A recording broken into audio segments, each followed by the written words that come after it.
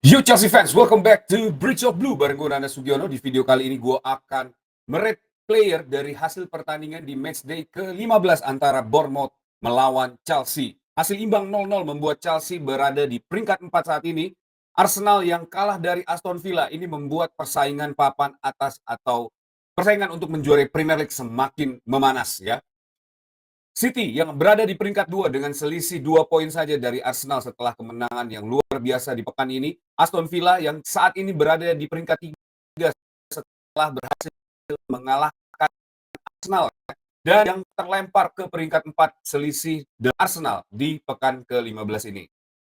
Siapa pemain yang tampil baik di pertandingan kali ini dan siapa yang penampilannya tidak baik dan harus mendapatkan box merah atau box kuning di pertandingan kali ini? Simak video ini sampai akhir. Tapi sebelum gua mulai, jangan lupa buat subscribe, likes, dan komen video ini. Buat kalian yang baru join, jangan lupa buat klik tombol subscribe, nyalain juga loncengnya di bawah sini ya, supaya membantu gue untuk sampai ke 10.000 subscriber. Dan kalian juga bisa follow gue di Instagram @nandasugiono karena gue selalu ngobrolin soal Chelsea di channel gue. Kita mulai aja ya. Ini ada beberapa fact dari pertandingan yang terjadi di akhir pekan kemarin, hari Sabtu jam 10 ya. Formasi yang diturunkan oleh Enzo Maresca ini masih tetap sama dengan formasi 4-2-3-1. James yang didorong ke posisi midfield menggantikan Andre Santos yang di pekan lalu atau matchday kemarin bermain kurang maksimal. Dan Malo Gusto dipasang di posisi wingback kanan. Ini membuat starting 11 yang menurut gue cukup optimal dimainkan di pertandingan lawan Bournemouth ini ya. Walaupun ini adalah winning start yang pernah selalu dimainkan oleh Chelsea, tapi ternyata di pertandingan kali ini tidak memiliki hasil yang maksimal. Chelsea hanya mampu bermain imbang karena momentum untuk terus mempertahankan performa positif Chelsea di pekan ke-15 ini sudah terlewat di pertandingan melawan Leeds kemarin. Dan kelihatannya agak sulit untuk mengangkat performa Chelsea lagi, terutama di bulan Desember setelah kekalahan dari Leeds yang cukup mengejutkan. Dan menurut gue itu akan menjadi satu catatan penting ya buat para pemain. Menjadi sangat berarti karena pertandingan itu juga membuat kenyataan Chelsea bahwa memang belum siap untuk bersaing di memperebutkan Premier League di musim ini ya.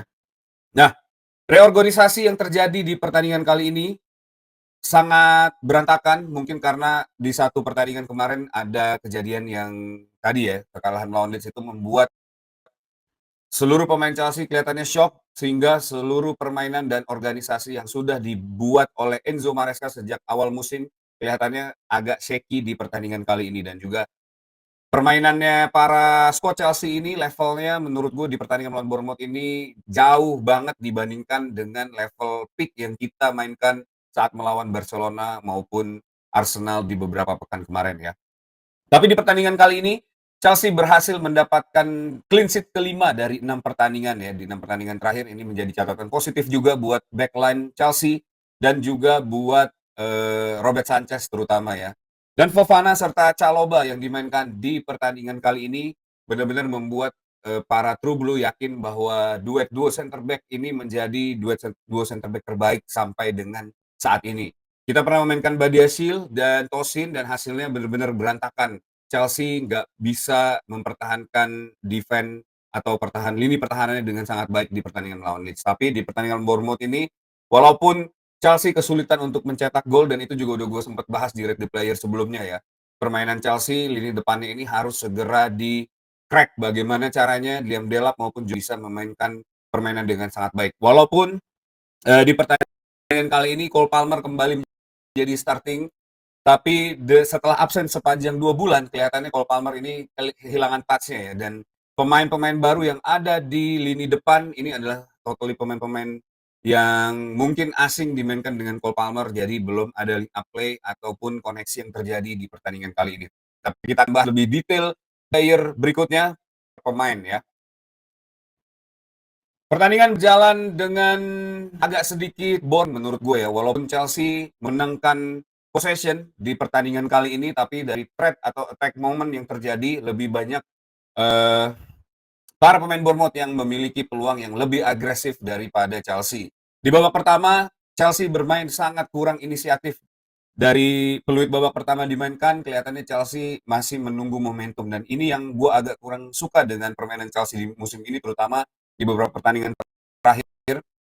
Sejak awal start pertama agak agak sedikit, terlalu berhati-hati. Jadi untuk memainkan permainan menyerang yang dimainkan oleh Chelsea seperti biasa, terlihat seperti ragu-ragu dan ini yang membuat banyak para pemain atau lawan bisa mengembangkan permainan sejak awal babak pertama setiap bertemu dengan Chelsea dan gol terjadi di awal-awal babak pertama dari Semenyo tapi untuk direview oleh VAR dan tidak disahkan oleh wasit di pertandingan kali itu. Jadi Chelsea masih sedikit beruntung ya di pertandingan itu karena ada gerakan tangan atau bagian tangan yang terjebak offside di pertandingan saat itu. Nah di babak kedua tensi mulai dinaikkan, Chelsea mulai membangun serangan lebih baik lagi, bahkan di babak kedua Chelsea mendapatkan 3 tendangan on target di awal babak kedua secara beruntun dan ini membuat gue cukup optimis di babak kedua. Tapi sayangnya memang belum ada gol yang terjadi dan cederanya Delap ya di akhir-akhir babak pertama ini membuat pertandingan agak sedikit jomplang. Lini depan kita kelihatannya agak sedikit kesulitan untuk menembus pertahanan dari Bournemouth ya. Dan Senesi di pertandingan ini menurut gue bermain dengan sangat baik dan Senesi ini menjadi salah satu pemain yang Bournemouth setelah Hausen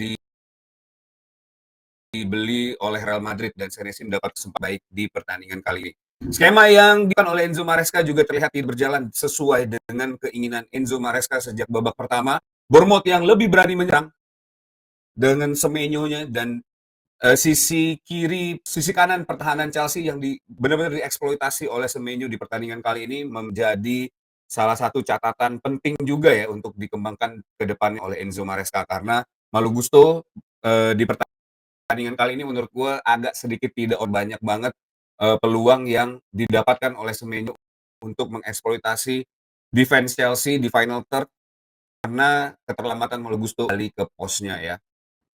Nah itu dia. Tapi secara overall permainan lah nggak terlalu shaky seperti saat melawan Leeds. Mungkin karena adanya Reece James juga di posisi tengah dan juga Enzo Fernandez maksimal di pertandingan kali ini. Tapi overall serangan Bournemouth ini lebih mengancam kalau teman-teman lihat dari attacking moment yang ada di garis line di grafik ini ya. Benar-benar Bournemouth itu walaupun jarang memegang bola tapi setiap counter attack dan serangan ke Chelsea grafiknya jauh lebih tinggi daripada average grafik yang ditunjukkan oleh Chelsea. Secara expected goal, Bournemouth tentu bakal lebih banyak mendapatkan expected goal 1.42, big chance juga lebih banyak Bournemouth ya 1 dan Chelsea 0. Bahkan kita shoot on target di babak pertama itu 0 ya. Total shoot dari Bournemouth itu 13 dan Chelsea 11. Goalkeeper save ini yang menjadi salah satu catatan juga di pertandingan ini bagaimana Robert Sanchez benar-benar bisa membuat para defender ini lebih nyaman lagi ya karena menjadi salah satu kiper yang sangat reliable di pertandingan kali ini dan di sepanjang musim ini. Dan walaupun kita mendapatkan statistik yang jauh lebih baik daripada Bournemouth tapi pertandingan tetap berakhir 0-0. Kita mulai aja read the player kali ini. Gua akan mulai dari Robert Sanchez ya. Robert Sanchez yang bermain begitu gemilang di pertandingan kali ini berhasil membuat 5 save yang sangat krusial terutama di akhir babak pertama dan di beberapa kesempatan di babak kedua ya. Dan 2 high claims-nya Robert Sanchez dari tendangan corner Bournemouth ini menurut gue benar-benar membuat perbedaan di pertandingan kali ini ya. Di babak pertama itu menit 48 save dari Robert Sanchez ini menyelamatkan gawang Chelsea dari kebobolan dan setelah itu di beberapa detik kemudian juga ada save yang dilakukan oleh Robert Sanchez dari tendangan Semenyo ya dari sebelah kiri. Dan di babak kedua tuh di menit ke-79 menurut catatan gue tuh juga terjadi save dari Robert Sanchez yang luar biasa dan akhirnya bisa membawa clean sheet di pertandingan kali ini. Karena penampilan gemilang itu, Robert Sanchez dihadiahi Man of the Match di pertandingan kali ini dan gue sangat setuju penilaiannya karena stand out ya. Bener-bener luar biasa penampilan Robert Sanchez, sangat tenang. Dan build up play yang dimainkan oleh Robert Sanchez di pertandingan kali ini menurut gue sangat tepat guna. Robert Sanchez akan gue kasih box hijau di pertandingan kali ini ya. Selain save-nya yang bagus, ketenangannya, terus juga organisasi yang dia mainkan di lini belakang membuat seluruh backline for kita tampil dengan sangat solid di pertandingan melawan Bournemouth. Dan juga build up play yang dimainkan oleh Robert Sanchez di pertandingan kali ini menurut gue sangat tepat guna. Setiap dia melemparkan bola secara quick maupun dengan setup yang dia buat itu membuat inisiatif open play dan penyerangan yang cukup berarti buat Chelsea. Dan ini menjadi nilai yang sangat positif menurut gue buat Robert Sanchez di pertandingan kali ini ya. Next kita ke duo center back, ada Trevoh Chalobah dan Wesley Fofana di pertandingan kali ini. Trevoh Chalobah dan Wesley Fofana ini udah beberapa kali gue bilang menjadi duet paling baik yang bisa dimiliki oleh Chelsea di saat ini, karena selain mereka berdua, kita nggak punya lagi defense line yang menurut gue bisa capable dan reliable untuk dimainkan di setiap pertandingan ya. Walaupun banyak sisi yang dieksploitasi, terutama di bagian posnya Malo Gusto yang dieksploitasi oleh Semenyo. Selain itu, kelihatannya dari seluruh lini di backline 4 itu cukup baik-baik saja karena kinerja yang baik dari Trevoh Chalobah dan Wesley Fofana. Dan beberapa clearance yang dilakukan oleh Trevoh Chalobah maupun Wesley Fofana ini cukup membuat lini pertahanan Chelsea sangat solid di pertandingan kali ini ya. Dan bagaimana kemampuan Wesley Fofana untuk keluar dari tekanan para penyerangnya Bournemouth di pertandingan kali ini, menurut gue cukup atau boleh dikasih highlight ya, karena nggak mudah, lagi punya pemain seperti Semenyo yang sangat membuli para defender lawan ya, dan ini membuat satu kemampuan yang sangat positif yang dikeluarkan oleh Trevoh Chalobah dan Wesley Fofana. Di game kali ini, Trevoh Chalobah dan Wesley Fofana akan gue kasih box hijau ya di pertandingan kali ini, karena memang permainannya yang sangat baik dan juga ketenangannya, cara mereka buat reading the game, dan cara mereka tumbuh di pertandingan ini menjelaskan atau membuktikan bahwa dua center back ini adalah salah satu center back yang duet center back yang menurut gue udah paling maksimal dan bisa dimanfaatkan dengan baik oleh Chelsea ya. Jadi kita ingat Trevoh Chalobah bagaimana perjalanan dia untuk sampai ke posisi saat ini harus kita apresiasi ya. Good job buat Trevoh Chalobah dan Wesley Fofana. Next kita ke wingback. Dan di duo wingback ini kita punya Marco Correa dan Malo Gusto. Walaupun Malo Gusto dipasang di posisi back kanan ya, di pertandingan ini menurut gue penampilan dua wingback ini tidak begitu mengecewakan, walaupun tidak sesuai harapan, karena biasanya Marco Correa ini bisa maju ke depan sampai ke posisi nomor 10 untuk membangun serangan ya. Tapi mungkin juga karena di kesempatan kali ini ada sosok Cole Palmer yang sudah mengisi posisi nomor 10, sehingga mungkin Marco Correa tidak punya ruang gerak yang lebih lagi untuk maju ke depan. Malo Gusto, walaupun bekerja dengan baik beberapa kali mendapatkan atau berhasil membuat clearance ya di pertandingan kali ini, dan juga berhasil membantu lini defense dan lini tengah Chelsea dengan sangat baik, tapi masih punya beberapa catatan, terutama duel dia dengan Semenyo yang selalu kalah, sehingga Semenyo selalu punya kesempatan untuk mengeksploitasi lini bertahan Chelsea di sepanjang babak pertama. Tapi untungnya di babak kedua, Malo Gusto bisa memperbaiki posisi, bisa lebih membaca permainan lagi jadi lebih baik, sehingga penampilannya tidak drop di babak kedua ya. Walaupun tidak bisa menjadi andalan seperti biasa, Marco Correa dan Malo Gusto, tapi berhasil membawa atau membantu Chelsea untuk mendapatkan clean sheet di pertandingan kali ini. Dan catatan gue cuma itu aja buat Malo Gusto yang selalu agak kurang on point di setiap transisi defense ya, dan ini cukup berbahaya seandainya pemain itu lebih atau tim ini bisa lebih baik lagi daripada Bournemouth ya, karena Semenyo itu benar-benar punya kemampuan dan kecepatan untuk mengeksploitasi posisi yang ditinggalkan oleh Gusto. Sayangnya memang rekan-rekannya masih kurang klinis di pertandingan kali ini. Tapi kebanyakan threat yang terjadi yang dilakukan oleh Bournemouth itu berasal dari kosongnya posisi Malo Gusto. Nah, buat dua pemain ini di pertandingan kali ini akan gue kasih box hijau, walaupun gue punya catatan, tapi clean sheet dan clearance yang mereka lakukan menurut gue cukup untuk mendapatkan box hijau di pertandingan kali ini. Bagaimana menurut pendapat kalian? Coba kasih pendapat kalian di kolom komen. Apakah mereka layak untuk mendapatkan box hijau, Marco Correa dan Malo Gusto di pertandingan kali ini? Next kita ke midfield, ada Enzo Fernandez dan Reece James. Walaupun permainan dua pemain ini ya, Reece James ini yang hybrid di musim ini, dan dia mengakui bahwa awalnya mungkin dia lebih senang ditaruh di posisi sebelah kanan, tapi belakangan dia bilang bahwa posisi midfield ini juga menjadi salah satu posisi favorit buat Reece James ya di beberapa pertandingan ini.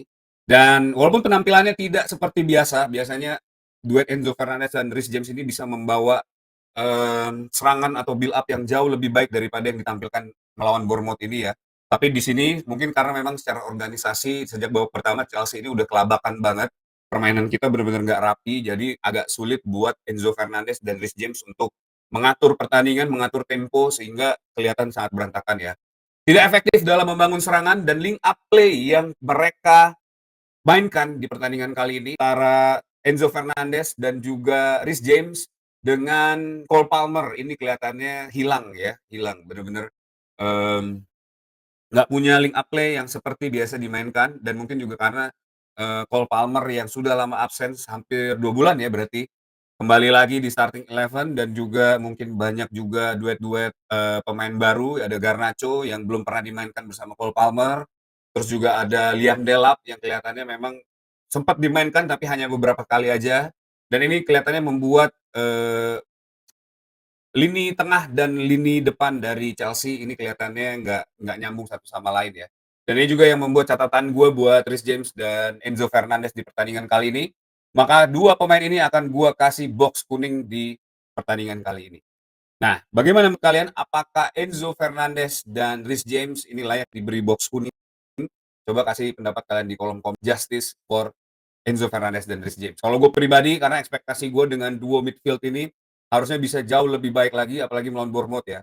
Tapi memang kita akuin lah, memang di pertandingan kali ini lini tengah dari Bournemouth itu bermain dengan sangat fisikal dan ini membuat mungkin agak was-was ya buat Enzo Fernandez dan Reece James karena Enzo Fernandez selalu dimainkan 90 menit, jadi mungkin rentan cedera juga dan Reece James ini mungkin juga punya trauma tersendiri saat melawan lini tengah yang agak sedikit fisikal seperti yang dilakukan oleh Bournemouth ya. Jadi buat kedua pemain ini gue akan kasih box kuning di pertandingan kali ini. Cole Palmer, wah ini yang sangat menarik ya. Posisi nomor 10 kembali diisi oleh Cole Palmer. Kalian tentu sudah bisa menilai perbedaan antara Cole Palmer yang dulu dengan Cole Palmer yang dimainkan melawan Bournemouth. Tanpa gue harus jelaskan lagi, semua pasti sudah tahu ya, nggak ada touch yang seperti biasa dilakukan oleh Cole Palmer, terus juga passing yang nggak on point, tidak seperti yang biasa dilakukan oleh Cole Palmer ya. Dan kelihatannya Cole Palmer ini harus mulai lagi dari nol dan harus melakukan adaptasi dengan sistem yang sudah dibuat oleh Enzo Maresca karena banyak banget duet-duet pemain baru yang ada di pertandingan kali ini. Ada Garnacho seperti yang udah gue bilang, yang belum pernah bermain dengan Cole Palmer, ada juga Liam Delap yang baru bermain beberapa kali dengan Cole Palmer ya dan harus mengisi posisi di depan Cole Palmer. Jadi mungkin saat terjadi build up di bagian final third agak sedikit kesulitan buat Cole Palmer mengembangkan permainan ya. Nah, duet James dan Fernandes juga menurutku belum bisa mensupport supply dan memaksimalkan posisi Cole Palmer karena beberapa kali Cole Palmer ini biasanya turun ke lini tengah dan kelihatannya memang karena penumpukan pemain dan belum link up-nya James dan Fernandes di posisi lini tengah banyak banget kesalahan passing yang terjadi dan ini gue catat beberapa kali ya baik itu dari Reece James ke Cole Palmer ataupun Cole Palmer ke pemain lain dan ini membuat permainan dan organisasi kita benar-benar kacau karena belum ada link up play di antara para pemain tengah ini ya dan ini membuat ruang yang sangat besar karena Cole Palmer meninggalkan posisi di nomor 10 untuk turun ke bawah sehingga saat build up play atau open play terjadi banyak banget posisi atau Cole Palmer yang out of position di kesempatan kali itu. Dan di pertandingan ini Cole Palmer akan gue kasih box, tapi sebelumnya buat kalian semua yang mau membeli jersey klasik seperti yang gue pakai ini ya, dengan kualitas modern, kalian bisa scan aja QR code yang ada di video ini. Kalian akan langsung menuju ke jerseymegastore.id, di situ kalian bisa pilih jersey favorit kalian, langsung aja check out menggunakan kode JMSTRIP10 untuk mendapatkan diskon 10%. Jadi tetap support official sponsor dari Bridge of Blue ya, sponsor utamanya Bridge of Blue dengan cara scan dan belanja di Jersey Megastore. Yap, di pertandingan ini Cole Palmer akan gue kasih box berwarna kuning karena ya nggak punya impact walaupun ada beberapa kali shoot yang dilakukan, tapi pertandingan ini Cole Palmer benar-benar menjadi Cole Palmer yang berbeda ya, yang tidak seperti biasa kita saksikan. Dan catatan gue seandainya memang Cole Palmer ini pengen menjadi pemain yang lebih stabil di level tertinggi, dia harus bisa segera melakukan adaptasi dan crack problem ini sehingga dia mampu mengeluarkan permainan terbaiknya. Karena saat berada di tim itu bukan cuma masalah individu aja, Cole Palmer pun harus bisa memaksimalkan potensi atau bantuan yang ada dari para pemain posisi lain ya, sehingga dia bisa mendapatkan kesempatan untuk menciptakan GA atau melakukan inisiasi open play sehingga bisa punya impact terhadap permainan ya. Tapi so far di pertandingan melawan Bournemouth menurut gua masih jauh banget ya. Coba tulis pendapat kalian mengenai Cole Palmer di pertandingan ini. Apakah Cole Palmer sudah kembali seperti semula atau belum ya? Coba tulis di kolom komen di bawah. Next kita ke posisi left wing. Ini ada Alejandro Garnacho yang menurut gue bermain sangat luar biasa di pertandingan kali ini. Selalu menjadi inisiator serangan, melakukan dribbling, open play, take ons, cutting inside, dan shoot yang luar biasa ya. Work rate-nya juga sangat tinggi di pertandingan kali ini. Dia nggak cuma menyerang, tapi juga membantu lini tengah untuk mengamankan situasi.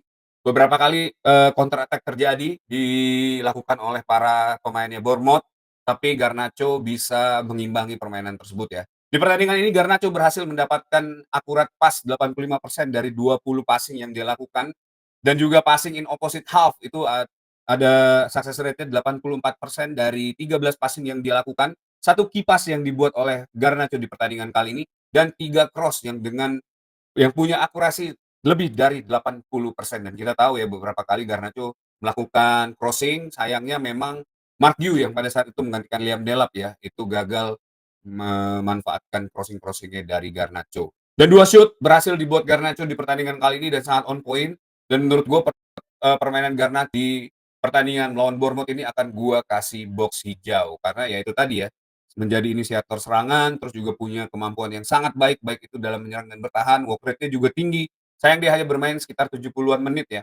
Padahal gue sangat berharap Garnacho ini bisa dimainkan 90 menit full, karena kemampuan dia di akhir-akhir babak kedua, gue yakin bakal sangat berguna banget ya. Dan ya sayang aja kita nggak bisa melihat 90 menit Garnacho dimainkan di pertandingan kali ini, tapi akan gue kasih box hijau. Coba tulis pendapat kalian, apakah Garnacho memang layak buat dikasih box hijau di pertandingan kali ini ya.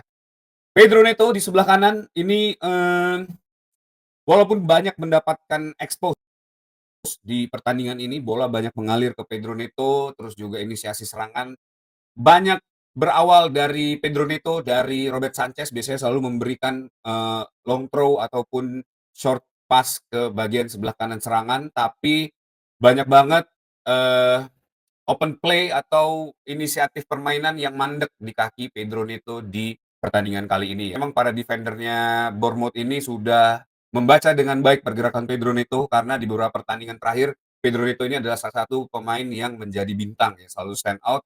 Dan di pertandingan kali ini gue yakin para defendernya Bournemouth ini sudah mempelajari bagaimana pergerakan Pedro Neto, dan sayangnya Pedro Neto tidak bisa mengantisipasi hal tersebut.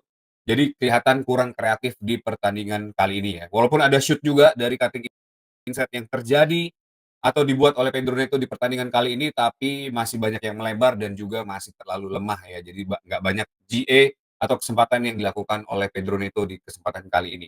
Dan di pertandingan melawan Bournemouth ini, Pedro Neto akan gua kasih box kuning, karena ya biasanya dia selalu punya work rate tinggi, punya impact, tapi di pertandingan kali ini nggak sebesar seperti yang biasa dia lakukan.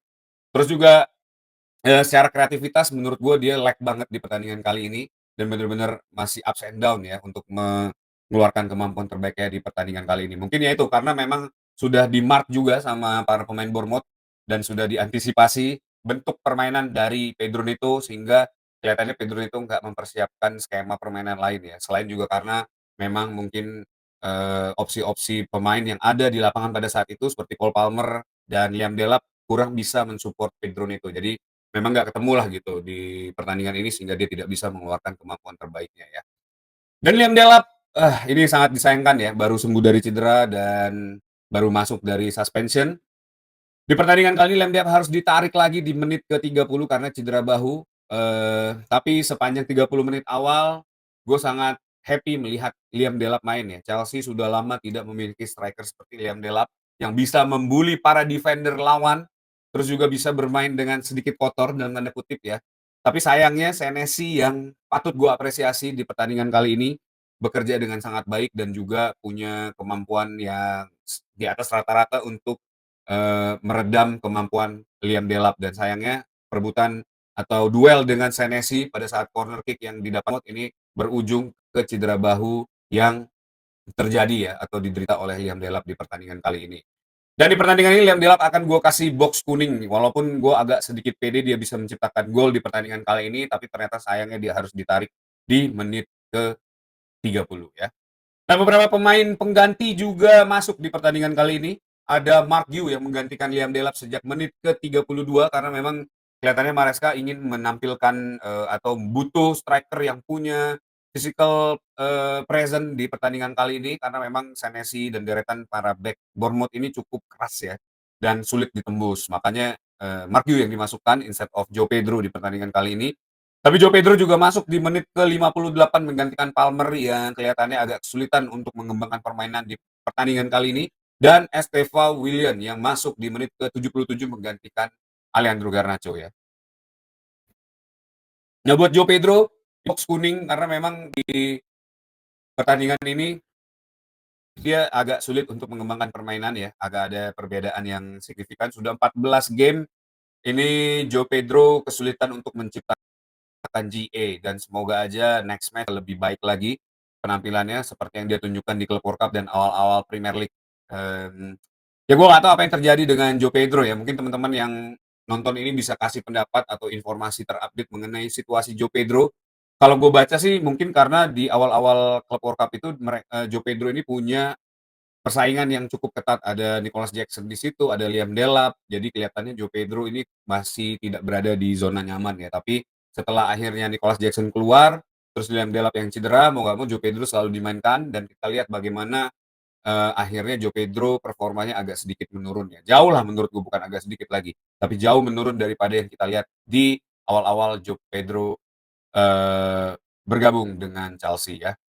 Dan semoga aja ini bisa menjadi pecutan buat Joe Pedro. Kalaupun memang terpaksa kita untuk membangku cadangan Joe Pedro, mungkin Tarik George ini bisa menjadi salah satu opsi atau justru Pedro Neto yang bisa didorong ke posisi nomor 9 ya untuk menggantikan Joe Pedro juga ya.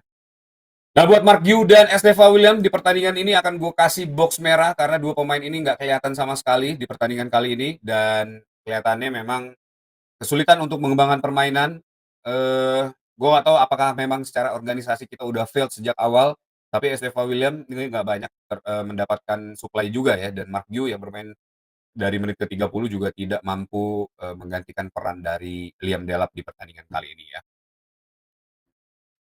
Nah, itu dia para pemain starting eleven dan juga substitution ya yang udah gua rate di pertandingan kali ini. Coba tulis di kolom komen bagaimana menurut pendapat kalian, apakah layak para pemain tersebut mendapatkan box yang udah gua rate di pertandingan kali ini ya. Dan buat Enzo Maresca ini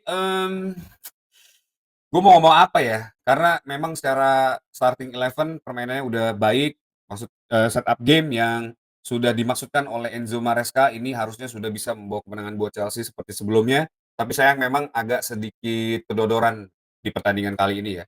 Duel lini tengah kita kalah, fisik kita kalah, terus juga kelihatannya Enzo Maresca ini kurang jeli melihat perkembangan permainan tidak seperti yang biasa dia lakukan, sangat adaptif ya. Dan padahal dari di lini tengah Bournemouth itu juga banyak para pemain yang cedera ya, tapi Endo Maresca dengan setup game-nya dan para pemain yang available pada saat ini tidak mampu memenangkan duel di lini tengah. Terus juga secara mikro taktik yang biasa dilakukan oleh Enzo Maresca di pertandingan kali ini gue nggak melihat bekerja dengan baik juga. Kurang inisiatif juga pergantian yang menurut gue agak cukup lama, terutama pergantian Cole Palmer ya dengan Joe Pedro terlihat sedikit ragu-ragu, padahal menurut gue sejak awal babak kedua harusnya ini langsung diganti aja ya, supaya punya tactical refreshment yang bisa lebih dikembangkan lagi dan lebih terorganisir lagi di babak kedua.